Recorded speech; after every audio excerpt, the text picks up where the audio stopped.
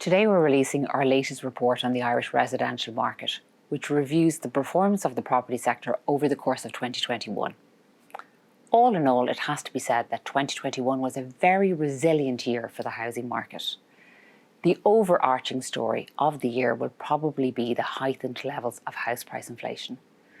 The combination of severe supply constraints, exacerbated by the pandemic, and particularly robust demand fueled this above-trend levels of price growth. The average value of second-hand homes in Ireland increased by just under 10%, 9.6% to be precise, over the course of the year. This is a sizable increase on the growth of 1.3% recorded in 2020. In Dublin, values grew somewhat more moderately, coming in at 7.2% in the year. This compared to price growth of only half of 1% in Dublin in 2020.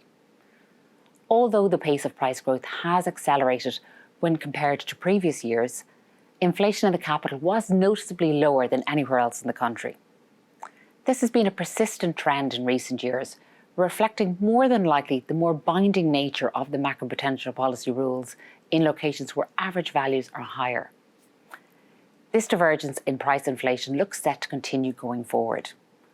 While commencement activity has expanded since the reopening of construction sites in 2021, activity in many areas outside of Dublin remains substantially below what is actually required. This means that stock will not be replenished in these locations, leading to continued price inflation, albeit at a more reduced levels than seen in the year gone. If we turn now to sales activities, we'd find volume levels last year significantly ahead of 2020 and more in line with the pre-COVID levels. In the first 9 months of 2021, which is the latest data available to us now, there were approximately 39,100 sales recorded on the property price register, excluding block sales and new homes acquired for social housing. This represented a 33% jump on the first 9 months of 2020 and only a marginal 0.3% increase on 2019. There are two noticeable trends within this data.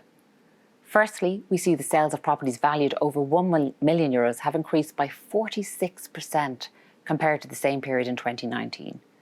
And then secondly, we see activity growth is currently most notable in the rural counties. For example, counties like Longford, Mayo and Leitrim have all recorded growth of 20% or more when compared to 2019. In contrast, in areas where the new homes market is typically a bigger component of stock, such as in Dublin and the neighbouring counties, overall volumes actually lagged behind 2019 as fewer developments were brought to the market due to the public health restrictions. This trend should only be temporary, with stronger new home sales expected in 2022.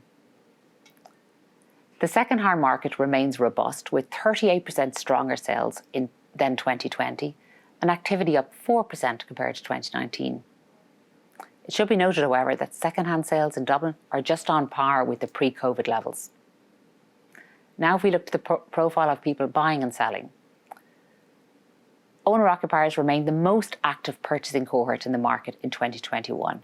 They represented 79% of all the second-hand sales made through Sherry Fitzgerald in the year, with first-time buyers comprising over half of all the owner-occupiers. Unfortunately, the exodus of landlords from the rental market continued unabated in the year, with just 13% of purchases made by investors. Comparatively, 32% of all of our sales were investors selling their properties, signalling a huge disparity between those entering and those exiting the marketplace. So all in all, despite the continued displacement in the market due to the pandemic, sales activities remained quite buoyant, most notably in the second-hand sector. Regional areas and higher value properties have seen the greatest growth in sales volumes. Looking to the new year, we can expect to see further expansion in sales activities, with new home sales substantially stronger than they have been for recent years. The rental market saw significant disruption and dysfunction in 2021, and unfortunately this looks set to continue into 2022. The disparity of investors entering and exiting will continue to underwrite rental inflation in the year ahead. Finally, in thinking back over 2021, it should be noted that the government did take significant steps to address failings in the marketplace, Chief among these was the launch of Housing for All. While not perfect, it certainly represents progress and should be welcomed. However, given the severity of the crisis, additional measures will almost inevitably be required in the year ahead. Thank you.